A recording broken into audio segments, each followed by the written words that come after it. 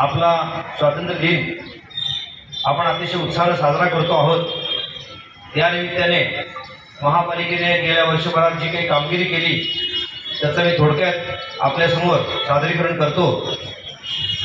आपली सर्वात महत्त्वाची योजना जी होती ती पंतप्रधान आवास योजना, ज्यामुळे महापालिकेला 8,500 घरांचा लाभ होणार आहे। ती योजना अनेक काळ काही सरकारी कामकाजामुळे, काही कोर्टाच्या अडचणीमुळे बाजूला पडली होती।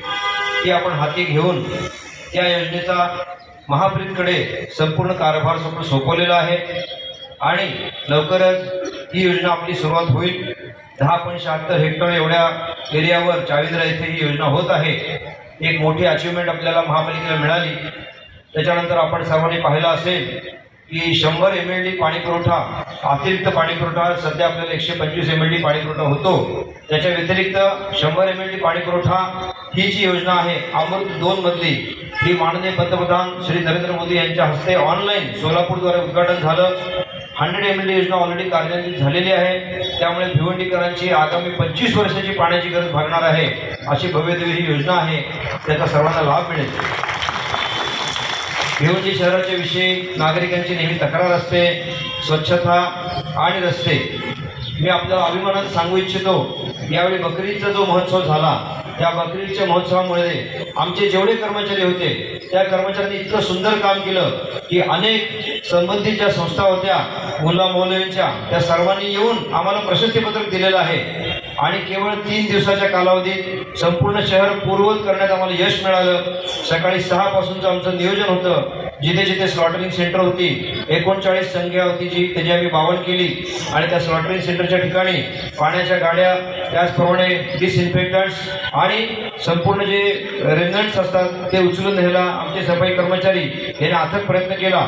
ह्या त्यांच्या कार्यक्रमाचा किंवा कामाचं ॲप्रिसिएशन म्हणून आज हे सर्व कार्यक्रम झाल्यानंतर आमच्यातर्फे आम्ही त्यांचा सत्कार ठेवलेला आहे महासभेमध्ये आणि हे अतिशय आनंदाची गोष्ट आहे। आजपर्यंत 28 वर्षामध्ये भिवंडीमध्ये बकरी इतकी स्वच्छपणे साजरी झाली नव्हती असं लोकांनीच लिहून दिलेलं आहे। त्याच्यामुळे आपल्याला म्हणायला हरकत नाही की आपण हे उत्तम काम केलं।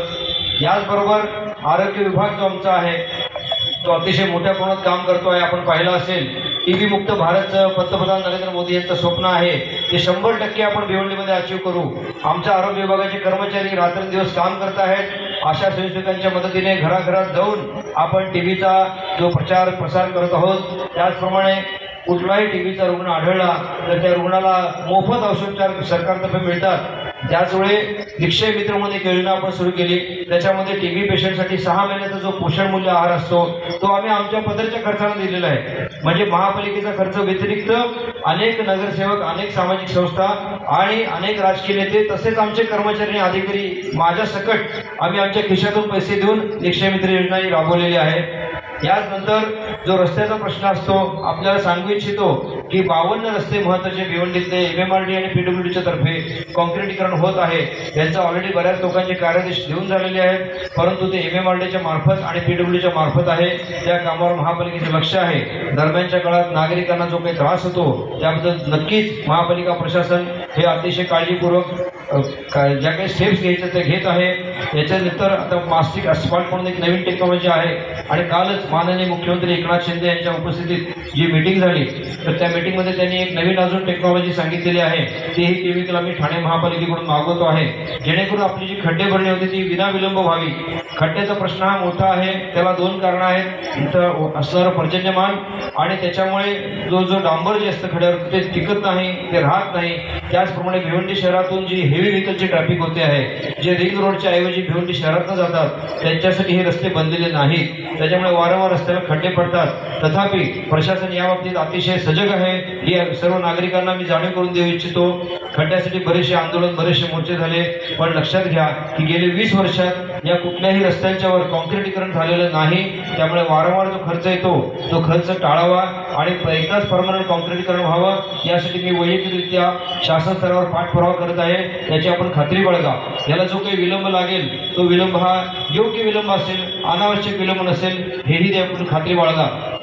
आरोग्य विभागाच्या तर्फे आपण हिंदू हृदय सम्राट माननीय बाळासाहेब ठाकरे आपला दवाखाना ची 5 युनिट्स आपण सुरू केलेले आहेत आणि उरलेली 5 युनिट्स लवकर कार्यरत होतील. त्याचप्रमाणे हेल्थ अँड वेलनेस सेंटर जे असतं त्याचे 39 जागा आपण फिक्स केलेल्या आहेत, त्याही बऱ्याचशा सुरू झालेल्या आहेत. याच्या व्यतिरिक्त आपल्याला 22 असे स्पॉट्स आहेत की जिथे आपल्याकडे जागा नाही, परंतु आपल्याला वैद्यकीय सुधारणा द्यायची इच्छा आहे.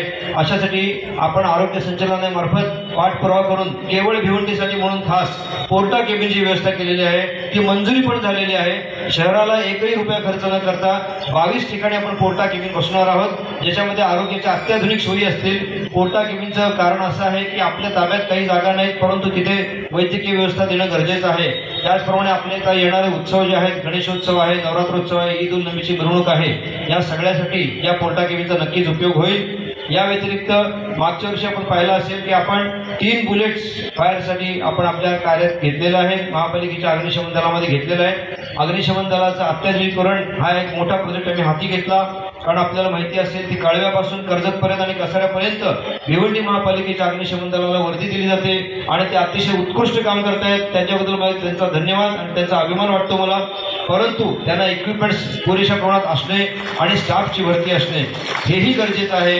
ही त्यांची अडचण समजून घेऊन प्रशासनाने गेल्या वर्षभरात अतिशय जोरात मेहनत घेतलेली आहे. त्याचाच एक भाग म्हणून आज 2 मोठ्या अग्निशमन गाड्या आपल्याला दिसत आहेत, ज्या मुंबईसारख्या अत्याधुनिक शहरात असतात. त्याचं आज आपण उद्घाटन करणार आहोत 15 ऑगस्टच्या निमित्तानं. त्यामुळे आपल्या ताफ्यामध्ये आता सफिशियंट व्हेकल येतील. याच्या व्यतिरिक्त जी अजून काही छोटी मोठी गरजा आहेत त्या सुद्धा आम्ही पूर्ण करत आहोत. असं हे अग्निशमन दलाचं पूर्णपणे बळकटीकरण चालू आहे. सिटी इंजिनिअरिंग विभाग आपण पाहिला असेल, एडीटीपी विभाग आपण पाहिला असेल.